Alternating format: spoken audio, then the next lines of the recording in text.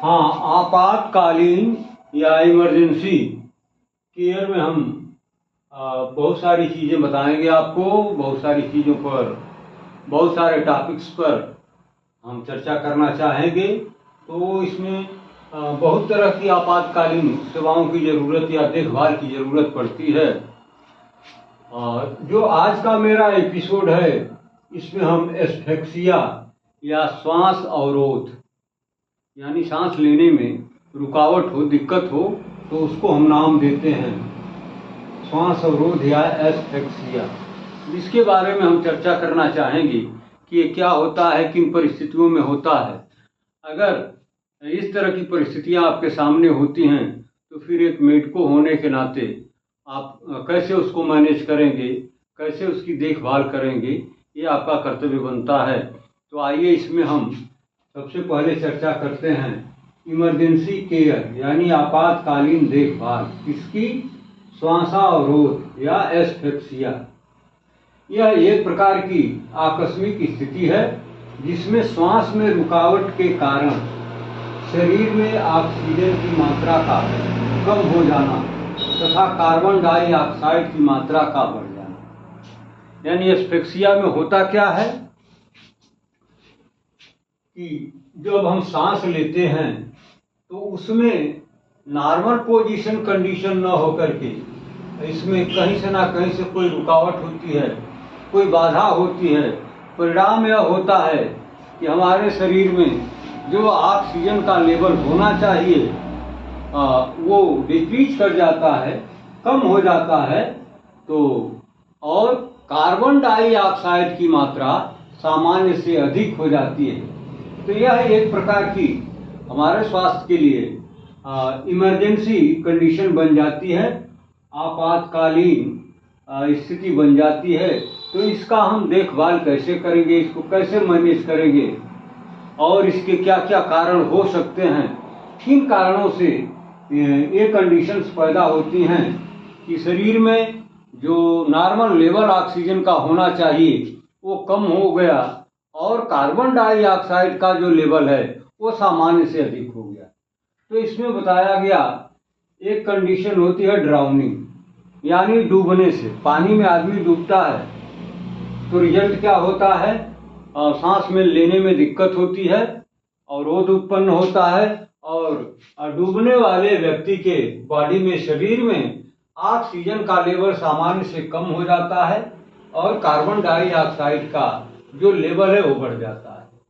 तो डूब के केस में यानी ड्राउनिंग में, डूबने से पानी में लोग डूब जाते हैं नहाते समय, या किसी कार्यक्रम के लिए लोग नदी में उतरते हैं या फिर गहरे तालाब में उतरते हैं और वो डूबने लगते हैं, डूब जाते हैं। तो ऐसे व्यक्ति को जब हम बाहर निकालते हैं तो उसकी कंडीशन हमें क्या दिखती है कि ऐसे व्यक्ति के बॉडी में ऑक्सीजन का लेवल कम हो चुका है और कार्बन डाइऑक्साइड का लेवल सामान्य से अधिक हो चुका है। तो इस कंडीशन में क्या होगा? एस्फेक्सिया होगी, यानी श्वास लेने में उसे दिक्कत होगी, रुकावट होगी। और किस कंडीशन में इस तरह की आपातकालीन स्थिति बन जाती है? तो दूसरे कारण में बताया गया इलेक्ट्रिक शॉक, यानी बिजली का शॉक या करंट जब लग जाता है बॉडी में तो भी एक कंडीशन पैदा हो जाती है कि उस शॉक वाले व्यक्ति के शरीर में ऑक्सीजन का लेवल कम हो जाता है और कार्बन डाइऑक्साइड का लेवल बढ़ जाता है। तो ये दो कंडीशन बताई गई जिनमें एस्फेक्सिया के अवसर बनते हैं। एक होता है पानी में डूबने के कारण और दूसरा होता है इलेक्ट्रिक का शॉक लग जाए, तो इसमें भी ये कंडीशन बनती है। और क्या कारण हो सकता है? जो तीसरा इसका कारण बताया गया कि अस्थमा या दमा जिसको आप बोलते हैं, यह अस्थमा के कारण श्वास नली में रुकावट पैदा हो जाती है। यानी अस्थमा में आपने देखा होगा कि व्यक्ति को एक्सपीरेशन करने में काफ़ी दिक्कत होती है और जब एक्सपीरेशन प्रॉपर नहीं होगा तो बॉडी में कहीं से ना कहीं से कार्बन डाइऑक्साइड का जो लेवल है वो बढ़ेगा और उसे इंस्पिरेशन में दिक्कत होती है तो ऑक्सीजन का लेवल कम पहुंचेगा और कार्बन डाइऑक्साइड का लेवल बढ़ेगा। तो अस्थमा एक सांस की बीमारी है, प्राय लोगों को हो जाती है। तो इसमें भी इस तरह की आपातकालीन श्वास अवरोध की प्रॉब्लम होती है, जिसको हम नाम देते हैं एस्फेक्सिया। तो आपको 3 कारण तो बता दिए गए। ऐसे व्यक्ति जो पानी में डूबते हैं उनमें ये कंडीशन बनती है। दूसरा, ऐसे व्यक्ति जिनको इलेक्ट्रिक का शॉक लग जाता है उनमें ये कंडीशन बनती है। तीसरा यह है जो ऑलरेडी अस्थमा या दमा से पीड़ित हैं, उनमें प्रायः यह कंडीशन हो जाती है। और क्या कारण हो सकता है भाई इसका एस्फेक्सिया का? तो कार्बन मोनोऑक्साइड, यह एक जहरीली विषाक्त गैस होती है। जब हम इनहेलेशन करते हैं यानी इंस्पिरेशन करते हैं तो ये गैस हमारे बॉडी में एंट्री कर जाती है, रेस्पिरेटरी सिस्टम में पहुंच जाती है और यही कंडीशन पैदा करती है, अर्थात कार्बन डाइऑक्साइड का लेवल बॉडी में बढ़ने लगता है और ऑक्सीजन का लेवल सामान्य से कम होने लगता है। रिजल्ट क्या होता है?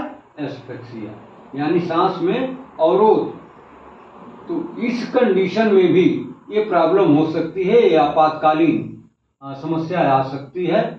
और क्या कारण हो सकता है? Drug overdose. ड्रग ओवरडोज क्या है? हर दवा की एक निश्चित खुराक एज के अनुसार, वेट के अनुसार निश्चित की जाती है। अगर आपने भूल से कहीं एक खुराक दवा लिया और फिर आपने ख्याल नहीं किया और फिर उसका डबल डोज ले लिया तो वो होता है ओवरडोज, यानी सामान्य से जो डोजिंग उसकी की गई है उससे अधिक जब आप ले लेते हैं तो उसके कारण भी आपातकालीन स्थिति पैदा हो जाती है, जिसको हम नाम देते हैं एस्फेक्सिया। तो दवाओं के जो डोजिंग का गाइडलाइन है उससे यदि आप अधिक मात्रा में यूज करते हैं या भूल से भी ऐसा अगर हो जाता है कि आपने दवा को डबल डोज में ले लिया, ट्रिपल डोज में ले लिया, यानी जो सामान्य उसका डोजिंग बताई गई, जो उसका नॉर्मल डोज बताया गया उससे अधिक लेने के कारण भी इस तरह की स्वास्थ्य प्रॉब्लम हो जाती है, जिसमें शरीर में CO2 की मात्रा, कार्बन डाइऑक्साइड का लेवल बढ़ जाता है और ऑक्सीजन का लेवल घट जाता है, जो कि एक स्वास्थ्य के लिए आपातकालीन स्थिति पैदा कर देता है। और क्या कारण होता गया? Severe injury. किसी दुर्घटना में भी इस तरह की कंडीशन पैदा हो सकती है कि शरीर में ऑक्सीजन का लेवल कम हो जाए और कार्बन डाइऑक्साइड का लेवल बढ़ जाए। तो सीवियर इंजरी भी इस तरह के श्वास अवरोध का कारण बनती है, जिसको आप अंग्रेजी में एस्फेक्सिया नाम देते हैं। और इसके अलावा भी एक कारण और बताया गया, वो है एक्यूट रेस्पिरेटरी डिस्ट्रेस सिंड्रोम। एकाएक सांस लेने में इस तरह की कंडीशन बन जाती है, इसको हम नाम देते हैं एक्यूट रेस्पिरेटरी डिस्ट्रेस सिंड्रोम। तो इस कंडीशन में भी हमारे सांस लेने में दिक्कत होती है, अवरोध पैदा होता है और कंडीशन बन जाती है एस्फेक्सिया की। तो ये सभी जो आप कारण देख रहे हैं, यानी डूबने से, इलेक्ट्रिक का शॉक लगने से और ये अस्थमा के होने से या फिर कार्बन मोनोऑक्साइड का इनहेलेशन करने से या ड्रग का ओवरडोज लेने से या किसी सीवियर दुर्घटना के होने से, इंजरी के होने से, एक्यूट रेस्पिरेटरी डिस्ट्रेस सिंड्रोम के कारण इस तरह की एक स्वास्थ्य समस्या जो आपातकालीन स्थिति हमारे शरीर में पैदा कर देती है, जिसको हम नाम देते हैं एस्फेक्सिया। तो उसके ये प्रमुख कारण आपको बता दिए गए। अब इस आपातकालीन स्थिति को हम कैसे मैनेज करेंगे, कैसे इस तरह के पीड़ित व्यक्ति को हम क्या करेंगे कि उसे आराम मिल जाए और उसके जो सांस में अवरोध पैदा हो गया वो दूर हो जाए, ताकि फिर वो स्वस्थ जीवन में वापसी कर सके। तो आइए, आपातकालीन देखभाल में जो हम पहला काम करते हैं वो है CPR। ये मेडिकल की दुनिया के लोग इस टर्म को बार बार सुने होंगे, बार बार यूज किए होंगे। तो CPR क्या होता है? C से होता है कार्डियो मतलब हार्ट, P से होता है पल्मोनरी माने लंग, और रिसाइटेशन से मतलब होता है ये उसको और फिर वापस लाना, इसको सामान्य करना, यानी सर्कुलेशन और रेस्पिरेशन दोनों को सामान्य करने की प्रक्रिया। इसमें हम पीड़ित की कैसे देखभाल करते हैं तो बताया गया कि इसमें हम पीड़ित की देखभाल में निम्नलिखित बातों को मेंटेन करते हैं, इन बातों पर ध्यान देते हैं और फिर उस व्यक्ति की मदद हो जाती है और वो श्वास रोध या एस्फिक्सिया के आपातकालीन स्थिति से बाहर निकल के आता है और फिर वो स्वस्थ हो जाता है। तो वो 3 बिंदु क्या हैं जो हम इस सीपीआर में ध्यान रखने चाहिए। तो पहला है एयरवे, ब्रीथिंग पैटर्न और सर्कुलेशन। तो ये 3 बिंदुओं का हमें खास तौर से ध्यान देना होगा। अगर ये 3 चीज़ों को हमने मेंटेन कर लिया तो फिर वो पीड़ित व्यक्ति जो श्वास अवरोध से या एस्फिक्सिया से पीड़ित है वो फिर वापस अपने स्वस्थ लाइफ में वापस आ सकता है। तो आइए हम कैसे इनको मेंटेन करेंगे, जो 3 बिंदु दिखाए गए। तो पहला है एयरवे मेंटेन। हम एयरवे को कैसे मेंटेन करेंगे तो इसके लिए बताया गया, इसमें 3-4 उपाय आपको बताए गए हैं। पहली उपाय ये बताई गई कि पीड़ित व्यक्ति को हार्ड सरफेस पर सुपाइन अवस्था में लिटा देना। जो पीड़ित व्यक्ति है उसको हम क्या करेंगे, किसी हार्ड बेड पर या फर्श पर लिटा देंगे, लेकिन ऐसे नहीं कि जैसे ही चाहे वैसे ही लिटा दिया, चाहे दाएं करवट या बाएं करवट या मुंह के बल नहीं। इसके लिए कुछ गाइडलाइन है कि हार्ड सरफेस पर उसको हम लिटाएंगे तो जरूर, लेकिन उसकी जो बॉडी की पोजीशन होगी, एनाटॉमिकल पोजीशन में बहुत सारी पोजीशंस आपको बताई गई हैं। तो उसमें एक पोजीशन आपको बताई गई सुपाइन पोजीशन, यानी उसका जो फेस होगा वो कैसा होगा, अपवर्ड होगा। उसका जो चेहरे का डायरेक्शन होगा यानी उसकी निगाहें अपवर्ड होगी, ऊपर के तरफ होंगी। और क्या होगा, उसके जो हाथ होंगे ट्रंक के बिल्कुल पैरेलल दोनों साइड में फैले हुए एक्सटेंडेड पोजीशन में होंगे। और जो पाम होगी उसका भी डायरेक्शन अपवर्ड होगा, ऊपर की तरफ होगा, आसमान की तरफ होगा। और उसके दोनों पैरों के जो फैलेंजेज हैं उनका भी डायरेक्शन अपवर्ड होगा, यानी पीठ के बल उस व्यक्ति को हम लिटा देंगे। तो ये सारी कंडीशंस मेंटेन हो जाएंगे, जिनको हम नाम देते हैं सुपाइन। तो सुपाइन पोजीशन में हम किसी हार्ड सरफेस पर उसको लिटाएंगे। इसके बाद क्या करेंगे, अच्छे वेंटिलेशन के लिए वहां पर भीड़ को इकट्ठा नहीं होने देंगे। अब जैसा कि आप देखते हैं कोई इंसिडेंट होता है तो तमाम लोग उस व्यक्ति को चारों तरफ से इस तरह से घेर लेते हैं कि उसे प्रॉपर वेंटिलेशन नहीं मिल पाता है, जबकि ऐसे पीड़ित व्यक्ति के लिए प्रॉपर वेंटिलेशन, अच्छे वेंटिलेशन की जरूरत होती है।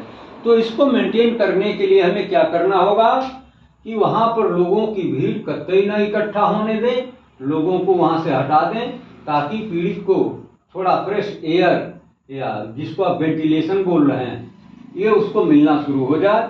और क्या करेंगे, हेड को एक तरफ झुका देंगे तथा चिन लिफ्ट मैन्योवेयर की सहायता से, यह एक इक्विपमेंट होता है जिसकी सहायता से हम उसके एयर मार्ग को यानी उसके माउथ को खोलेंगे। ऐसे में हमें करना क्या होगा कि एक हाथ उसके ललाट पर या सिर को ललाट पर रख करके और सिर को धीरे धीरे सावधानी पूर्वक पीछे की तरफ थोड़ा मोड़ेंगे और दूसरे हाथ को उसके दाढ़ पर या चिन पर या दाढ़ी पर, ठुड्डी पर लगाकर आगे की तरफ उठाएंगे। ठीक है। और क्या करेंगे, वायु मार्ग को क्लियर करने एवं सिक्रीशन को दूर करने के लिए ट्रैकियोब्रांकियल शंक्शनिंग यंत्र का प्रयोग करना चाहिए। वायु मार्ग पूरी तरह से खुल जाए, क्लियर हो जाए, इसको करने के लिए हमें क्या करना चाहिए। और जो उसके मुंह से ये जो सिक्रीशन या डिस्चार्जेज या नोज से निकलेंगे उनको रिमूव करने के लिए, दूर करने के लिए हमें एक इंस्ट्रूमेंट का यूज करना चाहिए, वो है ट्रैकियोब्रांकियल शंक्शनिंग यंत्र का प्रयोग करना चाहिए। ट्रैकियो का मतलब ट्रैकिया और ब्रांकियल का मतलब ब्रांकाई, यानी जो ट्रैकिया की ब्रांचेज लंग के अंदर डिवीजन में जाती हैं उनको हम नाम देंगे ट्रैकियोब्रांकियल। सक्शनिंग माने उसमें से खींच करके जो कचरा कुचड़ी है उसको बाहर ले आए। तो उस सिक्रीशन को रिमूव करने के लिए हमें वायु मार्ग को भी क्लियर करना होगा, तो हमें इसका यूज करना चाहिए। और क्या करना चाहिए, अधिक तेजी से तथा एक बार में वायु मार्ग को क्लियर करने के लिए इस यंत्र का प्रयोग करना चाहिए। और क्या करना चाहिए, अधिक तेजी से तथा एक बार में लंबे समय तक सनसनिंग नहीं करना चाहिए। यानी इसको हमें ऐसा नहीं कि एक बार लगा दिया तो जब तक वो उसका नॉर्मल वापसी न हो जाए तब तक करते रहना। ये भूल से भी इस तरह की भूल नहीं होनी चाहिए। हमें उसे रुक रुक करके थोड़ा इंटरवल दे दे करके और इसका यूज करना चाहिए। थोड़ा सा आपने यूज किया, फिर थोड़ा रुक जाइए, फिर कुछ समय फ्यू मिनट्स के बाद फिर इस क्रिया को करिए। तो इस तरह बार बार करने से उसके अंदर जो ये तमाम कचरा भरा हुआ है या पानी भरा हुआ है, जो भी है सिक्रीशन, वो बाहर धीरे धीरे निकलेगा। सनसन जब आप करते हैं तो इसका मतलब बाहर निकालने की प्रक्रिया करते हैं। और क्या करेंगे, तो इस तरह से हम एयर वे को पहले क्लीन करेंगे, मेंटेन करेंगे, क्लियर करेंगे। तो हमें इसमें क्या क्या करना होगा कि पीड़ित व्यक्ति को हम हार्ड सरफेस पर लिटा देंगे, लेकिन लिटाने की उसकी जो बॉडी की पोजीशन होगी वो सुपाइन कंडीशन में होगी। यानी उसके direction of face, direction of palm, direction of phalanges of the foot, ये सब अपवर्ड होने चाहिए। तो इस यानी पीठ के बल उसको हम लिटा देंगे। इसके बाद क्या करेंगे, हेड को एक तरफ झुकाएंगे। फिर ये चिन्ह जो दाढ़ होता है, तो चिन्ह लिफ्ट मैन्यूवेयर की सहायता से, यानी चिन्ह को ऊपर थोड़ा उठाने वाला यंत्र की सहायता से एयर मार्ग को खोल दें। ऐसे में एक हाथ उसके ललाट पर हमें लगा करके हेड को सावधानी पूर्वक पीछे की तरफ फोल्ड करना होगा, मोड़ना होगा, और दूसरा हाथ उसके ठुड्डी पर या चिन्ह पर लगाकर आगे की तरफ से थोड़ा उठाना होगा। और वायु मार्ग को क्लियर करने एवं सिक्रीशन को दूर करने के लिए जब इस तरह से करेंगे तो जो पानी वगैरह जो इंटेक कर लिया है या उसके बॉडी में पहुंच गया है वो निकलेगा, बाहर आएगा। तो इस तरह के सिक्रीशन को दूर करने के लिए हमें क्या करना चाहिए, ब्रांकियल सक्शनिंग मशीन का यंत्र का प्रयोग करना चाहिए ताकि वो निकल करके बाहर आ जाए।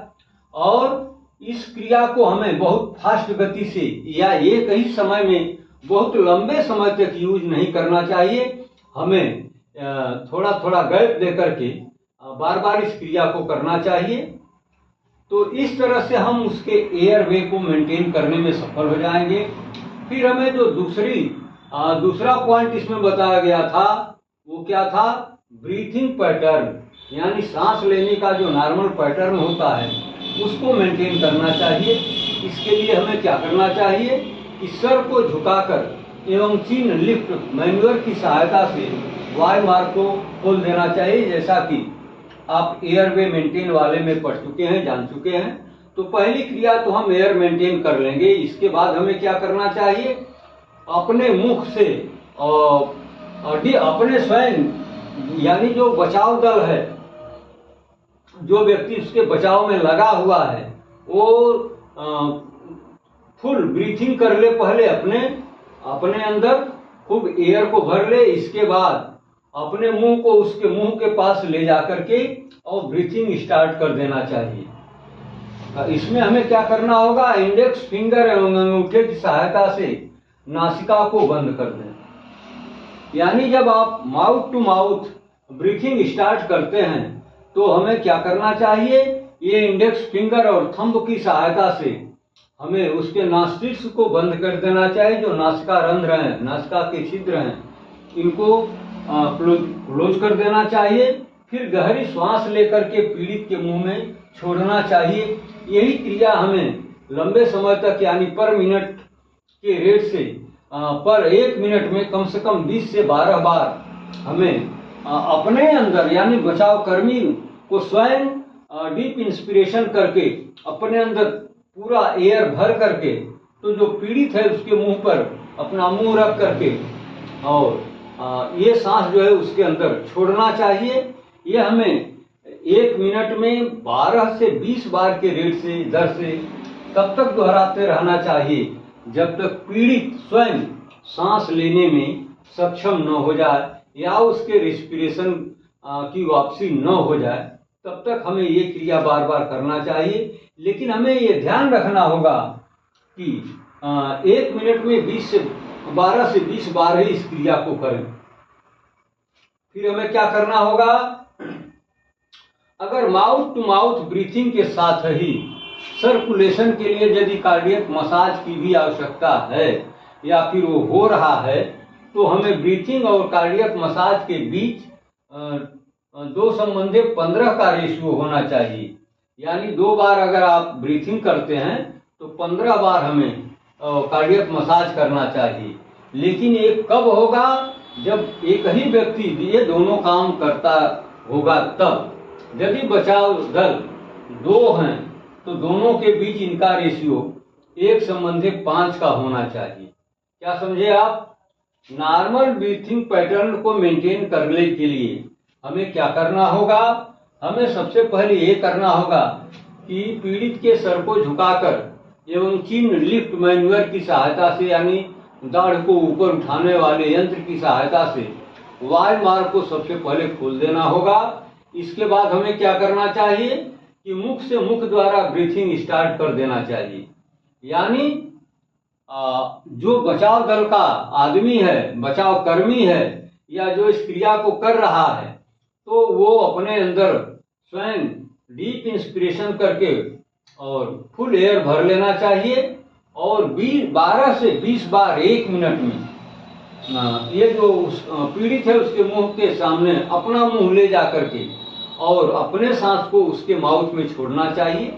ये क्रिया हमें तब तक करते रहना चाहिए जब तक उस पीड़ित में स्वयं रेस्पिरेशन के लक्षण न दिखने लगे, यानी वह स्वयं सांस लेना शुरू न कर दे, तब तक हमें ये करते रहना चाहिए। लेकिन ये हमें याद रखना होगा कि 1 मिनट में वो अधिकतम 20 बार और कम से कम 12 बार तो होना चाहिए। अगर माउथ टू माउथ ब्रीथिंग के समय यदि ऐसे पीड़ित व्यक्ति को हमें कार्डियक मसाज, सर्कुलेशन को मेंटेन करने के लिए कार्डियक मसाज की जरूरत अगर है और वो भी इसके साथ हम कंटिन्यू किए हुए हैं, तो यदि ये बचाव कर्मी 1 की संख्या में हो तो फिर कार्डियक मसाज और जो हम ब्रीथिंग करते हैं माउथ टू माउथ, उसमें 2:15 का रेशियो होना चाहिए। यानी 2 बार अगर आप ब्रीथिंग करते हैं तो कम से कम 15 बार कार्डियक मसाज करना चाहिए। यदि बचाव दल एक ही व्यक्ति कर रहा है तो फिर इसमें रेशियो 1:5 का होना चाहिए। यानी 1 बार ब्रीथिंग करेंगे तो कार्डियक मसाज हमें कम से कम 5 बार करना चाहिए। और तो इसी हिसाब से इसमें देखिए सारे साइंटिफिक बिंदु हैं। ऐसा नहीं कि आप जैसे चाहें वैसे कर दें, नहीं, उससे पीड़ित को कोई लाभ होने वाला नहीं। जो इसमें गाइडलाइन दिया गया है और उससे हमें स्ट्रिक्टली फॉलो करना होगा, तभी हम एस्फेक्सिया या श्वास अवरोध की प्रॉब्लम को, समस्या को दूर कर उस पीड़ित व्यक्ति की मदद कर सकते हैं और हमारे आपातकालीन देखभाल के उपायों से उसे लाभ मिल सकता है। तो ये तो आपने जान लिया कि यह एक आपातकालीन आकस्मिक कंडीशन होती है जिसमें ऑक्सीजन का लेवल कम और कार्बन डाइऑक्साइड का लेवल शरीर में बढ़ जाता है। तो इसी को हम, जिससे सांस अवरोध की कंडीशन पैदा हो जाती है। इसमें कारण में बता दिया गया कि इस तरह की कंडीशंस ड्राउनिंग में यानी डूबने की वजह से, इलेक्ट्रिक शॉक की वजह से, या फिर अस्थमा की वजह से, या फिर कार्बन मोनोऑक्साइड के इनहेलेशन की वजह से, या फिर दवा का मिस डोज कर देने से, अधिक डोज ले लेने से, या फिर किसी सीवियर इंसिडेंट में सीवियर इंजरी की वजह से, या फिर एक्यूट रेस्पिरेटरी डिस्ट्रेस सिंड्रोम की वजह से ये एस्फेक्सिया नामक आपातकालीन श्वास अवरोध उत्पन्न हो जाता है। तो इसकी देखभाल करने के लिए हमें सबसे पहले सीपीआर करना होगा। सीपीआर क्या है? कार्डियोपल्मोनरी रिसाइटेशन है। ये एक प्रक्रिया है, इसमें हम पीड़ित की देखभाल में निम्नलिखित बातों को मेंटेन करते हैं, यानी उनका ध्यान देते हैं। अगर ये 3 बिंदु जो बताए गए हैं ये मेंटेन हो गए तो निश्चित रूप से उस व्यक्ति की ये जो श्वास अवरोध की समस्या है वो दूर हो जाएगी और फिर वो स्वस्थ हो जाएगा। तो हमें वो बिंदु क्या क्या बताए गए? एयरवे को मेंटेन करना, ब्रीथिंग पैटर्न को मेंटेन करना और सर्कुलेशन को मेंटेन करना। अब एयरवे को मेंटेन करने के लिए हमें क्या करना चाहिए कि पीड़ित व्यक्ति को हार्ड फ्लोर पर, फर्श पर लिटा देना चाहिए, लेकिन उसके लिटाने की जो बॉडी पोजीशन उसकी होगी वो सुपाइन कंडीशन में होगी, और उस व्यक्ति के अच्छे वेंटिलेशन के लिए हमें वहां पर आसपास भीड़ न इकट्ठे होना देना चाहिए, ये बात हमें ध्यान में रखना होगा। और हेड को एक तरफ झुका दें तथा चिन लिफ्ट मैन्यूएयर की सहायता से, यह एक इंस्ट्रूमेंट होता है, उसके एयर मार्ग को हमें खोल देना चाहिए। इसका यूज करते समय हमें करना क्या होगा कि उस पीड़ित व्यक्ति के फोरहेड पर यानी ललाट पर एक हाथ को रखेंगे और सावधानी पूर्वक धीरे धीरे उसके हेड को थोड़ा पीछे की तरफ मोड़ेंगे और दूसरे हाथ से उसके चिन को लगाएंगे और आगे की तरफ उठा देंगे, जिससे उसका वायु मार्ग जो है वो क्लियर हो जाएगा और उसके बॉडी में जो फ्लूइड भर गया है वो सीक्रेट होगा। उसको रिमूव करने के लिए, उसको खींचने के लिए, बाहर लाने के लिए हमें दूसरे इंस्ट्रूमेंट का यूज करना होगा, जिसका नाम है ट्रैकियो ब्रांकियल संसनी, यानी ट्रैकिया और ब्रांकाई में जो फ्लूइड इकट्ठा हो गया है या जो कचरा इकट्ठा हो गया है उसको संसन करना यानी सक्शन करना यानी उसको बाहर निकाल लेना। तो इसके लिए एक इंस्ट्रूमेंट आता है जिसका यूज हमें करना चाहिए। और हमें और क्या करना चाहिए, अधिक तेजी से तथा एक बार में लंबे समय तक ये ट्रैकियो ब्रांकियल सक्शनिंग मशीन का यूज नहीं करना चाहिए। इसमें एपिसोड में करना चाहिए, यानी थोड़ा एक बार दो बार कर लिया, थोड़ा रुक जाइए, फिर यूज करिए, फिर थोड़ा सा गैप दीजिए, फिर करिए। तो इस पैटर्न पर हमें करना होगा, तो उस व्यक्ति की हम मदद कर सकते हैं। दूसरा बिंदु इसमें है ब्रीथिंग पैटर्न, यानी सांस लेने का जो नॉर्मल पैटर्न है वो हमें मेंटेन करना होगा। तो इसमें हमें क्या करना होगा कि फर्स्ट ऑफ ऑल तो एयर मार्ग को आपने क्लीन कर दिया है, क्लियर कर दिया है। फिर हमें दूसरा उपाय इसमें क्या करना होगा कि हमें मुख से मुख द्वारा ब्रीथिंग स्टार्ट करना चाहिए। तो इसके लिए जो व्यक्ति ये मुख से मुख द्वारा ब्रीथिंग करेगा वो सबसे पहले अपने अंदर प्रॉपर तरीके से डीप इंस्पिरेशन करके हवा भर लेगा। फिर वो करेगा क्या, जो पीड़ित व्यक्ति है उसके माउथ के सामने अपना माउथ ले जा करके और अपने सांस को उसके माउथ में छोड़ेगा। लेकिन इससे पहले हमें एक सावधानी ये लेनी होगी कि अंगूठे और इंडेक्स फिंगर की मदद से उसके जो नॉस्ट्रिल्स हैं, ये नासिका छिद्र हैं, उनको क्लोजली बंद कर देना होगा। और फिर वही क्रिया करेंगे, गहरी सांस लेंगे और उसके मुंह के पास अपना मुंह ले जा करके अपनी सांस को उसके अंदर भरने का काम करेंगे, जिसकी दर होगी 1 मिनट में 12 से 20 बार। इस क्रिया को हम तब तक दोहराते रहेंगे जब तक वह व्यक्ति स्वयं से सांस लेने की प्रक्रिया शुरू न कर दे, यानी उसका रेस्पिरेशन स्टार्ट हो जाए। तब तक इस क्रिया को करते रहेंगे। लेकिन एक चीज और भी ध्यान देना होगा कि यदि उस व्यक्ति को सर्कुलेशन की भी नॉर्मल करने की जरूरत है तो इसके लिए हमें कार्डियक मसाज भी करना होता है।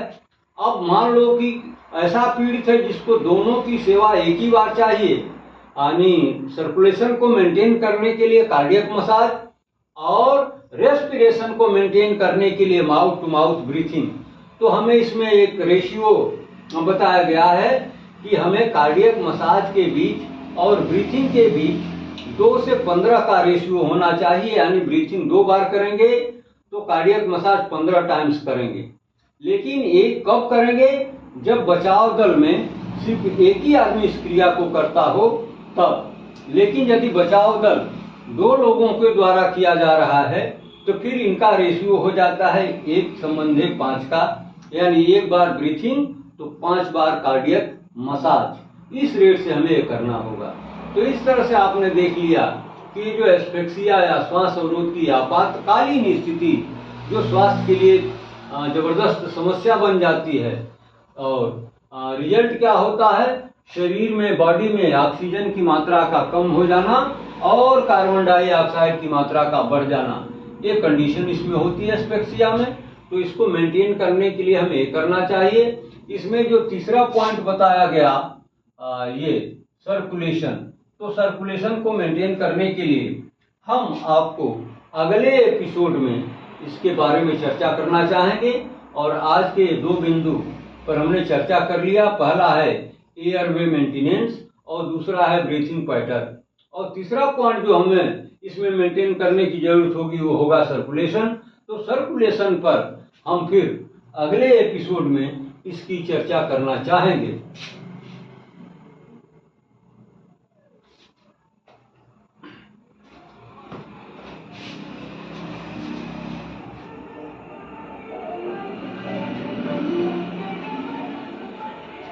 तो सर्कुलेशन को मेंटेनेंस करने का, इसको मेंटेन करने का की जो चर्चा हम करेंगे वो हम एस्फिक्सिया पार्ट 2 में करेंगे।